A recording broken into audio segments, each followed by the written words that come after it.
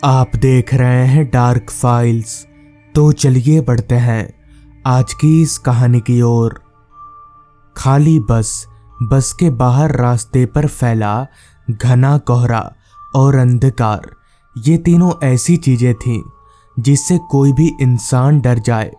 मुझे भी काफी डर लग रहा था, मगर मैं क्या करता, मेरी तो मजबूरी थी ऐसे सफर करने की। वरना अगर मेरी मजबूरी नहीं होती तो मैं ऐसे सफर करता ही नहीं। बस उस सुनसान रास्ते पर आगे बढ़े जा रही थी। बस के अलावा रास्ते पर ना तो कोई गाड़ी नजर आ रही थी और ना ही कोई इंसान।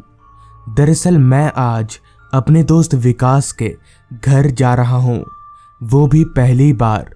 मैंने विकास को कहा था कि मैं कल सुबह वाली बस से आ जाऊंगा, मगर उसी ने कहा कि अगर मैं आज रात को आया तो एक रात ज्यादा उसके घर पर रह पाऊंगा, इसलिए मुझे रात वाली बस पकड़नी पड़ी। खैर, विकास और मैं कॉलेज टाइम से ही बहुत अच्छे दोस्त हैं, तो उसके लिए इतनी तकलीफ तो बनती ही है।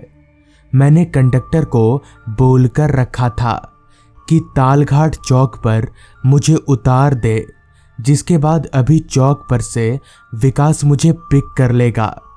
कुछ देर बस यूं ही चलती रही, जिसके बाद पता नहीं क्यों अचानक से मेरी आंख लगने लगी।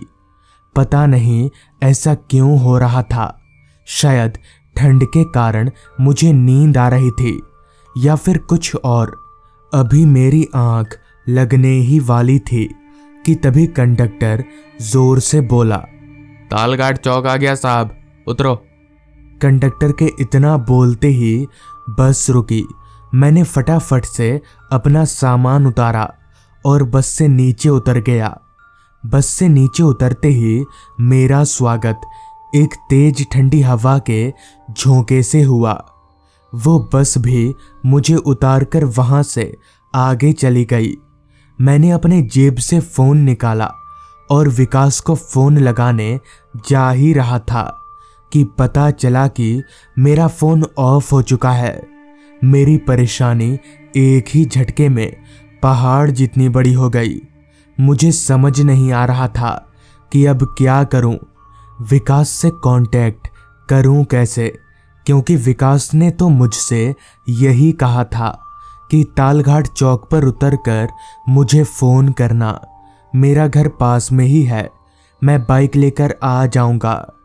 पर अब मैं विकास को कैसे फोन करूं, मुझे कुछ सूझ नहीं रहा था, क्योंकि उस रास्ते पर मेरे अलावा कोई शख्स नहीं था। पूरा का पूरा चौक खामोशी में डूबा हुआ था। अभी मैं वहां खड़े खड़े ये सब सोच ही रहा था कि तभी सामने से मुझे एक मोटरसाइकिल आती हुई दिखी। उस बाइक को देखकर मेरी जान में जान आई कि चलो अब मैं इस आदमी से उसका फोन मांगकर विकास को फोन कर सकता हूं। मगर वो बाइक जब मेरे करीब आई तो मेरी खुशी का कोई ठिकाना ना रहा, क्योंकि वो बाइक सवार शख्स कोई और नहीं बल्कि खुद विकास ही था। विकास ने अपनी बाइक को मेरे पास लाकर रोका और बोला, क्या हुआ, फोन क्यों नहीं किया तूने? इस पर मैंने जवाब दिया, अरे भाई मेरा फोन ऑफ हो गया था, मैं कैसे करता फोन।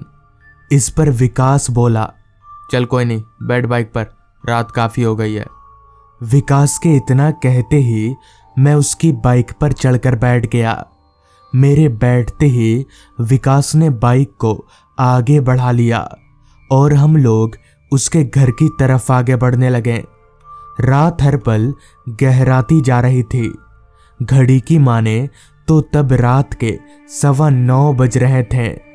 मगर एक चीज बड़ी अजीब थी, रास्ते पर कोई इंसान नहीं था। पर ऐसा क्यों? आखिर इतनी जल्दी ही रास्ता इतना सुनसान क्यों हो गया? मुझे कुछ ठीक नहीं लग रहा था। एक और बात मैंने अभी नोटिस की कि आखिर विकास को पता कैसे चला कि मैं उतर चुका हूं। मैंने तो उसे फोन किया ही नहीं। इस सवाल को मैं ज्यादा देर तक अपने जहन में रख नहीं सका और विकास से पूछा, विकास, तुझे पता कैसे चला कि मैं उतर चुका हूं? इस पर विकास बोला, मुझे यहां आने वाली सभी बसों की टाइमिंग पता है, सब जानता हूं मैं। विकास से ये सुनकर मुझे तसल्ली मिली। बाइक पर तेज ठंडी हवा मेरे बदन पर ऐसे लग रही थी जैसे कोई बर्फ के गोले मार रहा हो। मुझे कुछ ज्यादा ही ठंड लग रही थी, जबकि ऐसा नहीं होना चाहिए था क्योंकि मैं विकास से पीछे बैठा हुआ था। ज्यादा ठंड विकास को लगनी चाहिए थी, तो फिर मुझे क्यों लग रही है? ऐसा लग रहा था जैसे हवा विकास के शरीर को आर पार करके सीधे मुझे लग रही हो। खैर, मैं चुपचाप बाइक पर बैठा रहा। विकास को बाइक चलाते हुए अब काफी वक्त हो चुका था, मगर अभी तक उसका घर नहीं आया था, जबकि फोन पर तो विकास ने ये कहा था कि उसका घर चौक से नजदीक पड़ता है। तो फिर अभी तक हम लोग घर क्यों नहीं पहुंचे? इसी तरह के हजारों सवाल अब धीरे धीरे मन में उमड़ने लगे थे, मगर मुझे विकास से ऐसे बार बार पूछना भी ठीक नहीं लग रहा था। मैंने सोचा विकास का घर जब आ जाएगा तो वो मुझे खुद ही उतरने के लिए बोलेगा। मन को ये समझाकर मैं चुपचाप बाइक पर बैठा रहा। कुछ ही देर में विकास ने बाइक को एक बड़े से घर के पास रोका। वो घर काफी बड़ा था, जो कि चांद की रोशनी में मुझे साफ तौर पर नजर आ रहा था। पर विकास का घर इतना बड़ा है, ये मुझे उसने पहले बताया नहीं था। खैर, विकास और मैं हम दोनों घर के दरवाजे पर गए। विकास ने घर का दरवाजा सरकाया और हम लोग घर के अंदर दाखिल हो गए। घर के अंदर पूरा अंधेरा फैला हुआ था। घर के अंदर कोई लाइट नहीं जल रही थी, जिस पर मैंने विकास से पूछा, लाइट नहीं है क्या यहाँ पर? इस पर विकास ने लड़खड़ाती आवाज में कहा, हाँ, शायद लाइट चली गई होगी। चल, मैं तुझे तेरा कमरा दिखा देता हूँ, तू जाकर सो जा, बहुत थक गया होगा। विकास की बात सुनकर मुझे काफी हैरानी हुई कि मैं पहली बार उसके घर पर आया हूं। उसने ना तो मुझे खाने के लिए पूछा और ना ही मुझसे सही से बात की। विकास ऐसा तो नहीं था, तो फिर आज इसे हो क्या गया है? खैर, मैंने उस वक्त कुछ भी बोलना ठीक नहीं समझा और विकास के साथ घर के एक कमरे की तरफ जाने लगा। उस कमरे के दरवाजे तक छोड़कर ही विकास वहां से चला गया। मुझे पूरा यकीन हो गया था कि आज विकास के साथ कुछ तो गलत हुआ है। खैर, मैं उस कमरे के अंदर दाखिल हुआ। कमरे में एक पलंग लगा हुआ था और उसी पलंग के सिरहाने में एक कांच की खिड़की थी, जिससे चांद की रोशनी कमरे के अंदर आ रही थी। मैं उसी पलंग पर लेट गया और सफर की थकावट के चलते कब मेरी आंख लग गई मुझे कुछ याद नहीं, ना जाने कितनी देर बाद।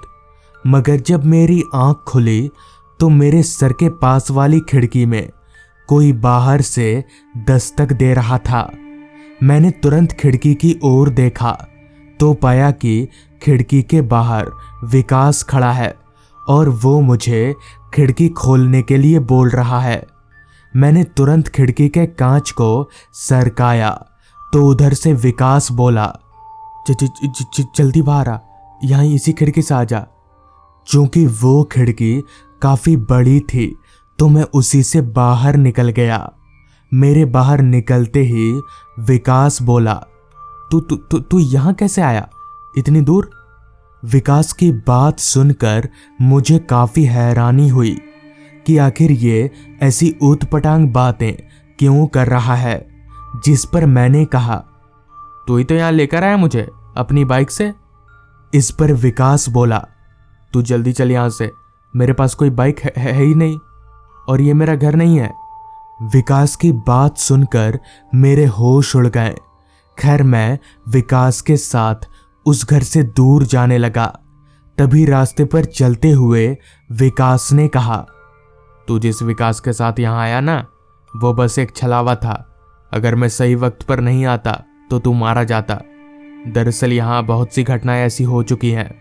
उस घर में बहुत से लोग मर चुके हैं।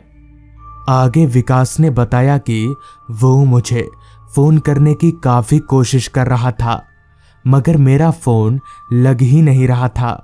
विकास मुझे देखने के लिए चौक पर भी गया था, मगर मैं उसे वहां पर मिला ही नहीं। तो वो समझ गया कि मैं कहाँ मिलूंगा, इसलिए वो अपनी जान पर खेलकर मुझे बचाने आ गया। तो इस तरह से उस रात मेरी जान बच गई। विकास की पूरी बात सुनकर मुझे समझ आ गया कि क्यों बाइक पर मुझे काफी तेज ठंड लग रही थी और क्यों वो विकास मुझसे अजीब तरीके का बर्ताव कर रहा था। खैर उस रात मेरी जान बच गई, यही काफी है। तो दोस्तों, ये थी आज की कहानी।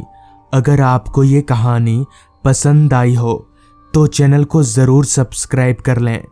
तो मैं आपका दोस्त आर्यन जल्द ही मिलूंगा आपसे ऐसी ही एक कहानी के साथ।